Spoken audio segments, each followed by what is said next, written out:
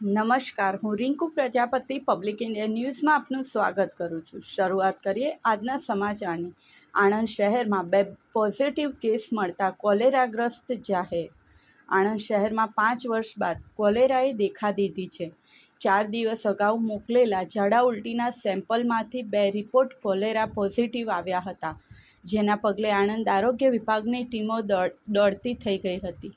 આણંદ શહેર અને આસપાસના 10 કિલોમીટરના વિસ્તારને કોલેરાગ્રસ્ત જાહેર કરાયો છે।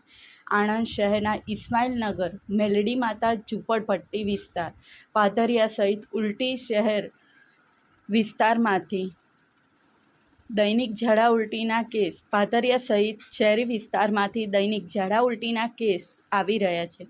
આણંદ શહેરના અર્બન હેલ્થ સેન્ટરોમાં છેલ્લા 5 દિવસથી દૈનિક 25થી વધુ કેસ ઝાડા ઉલટીના આવી રહ્યા હોવાનું આરોગ્ય વિભાગના સૂત્રોએ જણાવ્યું હતું, જેમાં 10થી વધુ દર્દીઓના સેમ્પલ લઈને તપાસ માટે મોકલી આપ્યા હતા, જેમાં 2ના રિપોર્ટ પોઝિટિવ આવ્યા હોવાનું જાણવા મળેલ છે। આરોગ્ય વિભાગે તાત્કાલિક નગરપાલિકાને પાણીની પાઇપલાઇનોની ચકાસણી કરીને લીકેજ બંધ કરી દેવા તેમજ નિયમિત સાફ સફાઈ કરવાની સૂચના આપવામાં આવી છે, જેના પગલે આરોગ્ય વિભાગની ટીમો દોડતી થઈ ગઈ છે।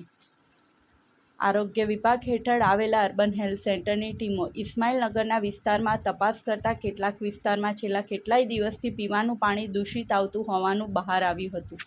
આ ઉપરાંત પરિત ભુવન, મેલડી માતા ઝૂંપડપટ્ટી અને જૂના દાદર વિસ્તારમાં અસહ્ય ગંદકી અને દૂષિત પાણીના પગલે રોગચાળો વકર્યો હોવાનું આરોગ્ય વિભાગના સૂત્રોએ જણાવ્યું હતું। આરોગ્ય વિભાગની 10થી વધુ ટીમો કામે લગાડાઈ અને આણંદ શહેરમાં છેલ્લા 5 દિવસથી અર્બન હેલ્થ સેન્ટરોમાં દૈનિક 20થી વધુ ઝાડા ઉલટીના કેસ આવી રહ્યા હતા, જેથી તેમાં કેટલાય દર્દીઓના સેમ્પલ લઈને તપાસ માટે લેબોરેટરીમાં મોકલી આપ્યા હતા, જેમાંથી 2નો રિપોર્ટ કોલેરા પોઝિટિવ આવ્યો હતો, જેથી તાત્કાલિક આરોગ્ય વિભાગની 10થી વધુ ટીમો કામે લગાડી દીધી છે। ઘેર ઘેર સર્વેની કામગીરી હાથ ધરીને જરૂરી દવાઓ આપવામાં આવી રહી છે।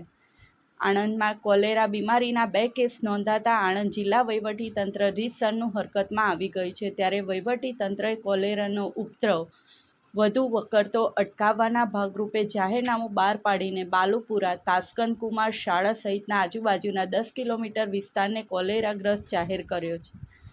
જિલ્લા કલેક્ટરે કોલેરા નિયંત્રણ અધિકારી તરીકે મામલતદારોની નિમણૂક કરવાના આદેશ કર્યા હોવાથી પાલિકા તંત્રની પોલ ખુલ્લી પડી ગઈ છે। શનિવારથી શહેરની ખાણીપીણીની લારીઓ બંધ કરી દેવા ઝુંબેશ હાથ ધરાશે।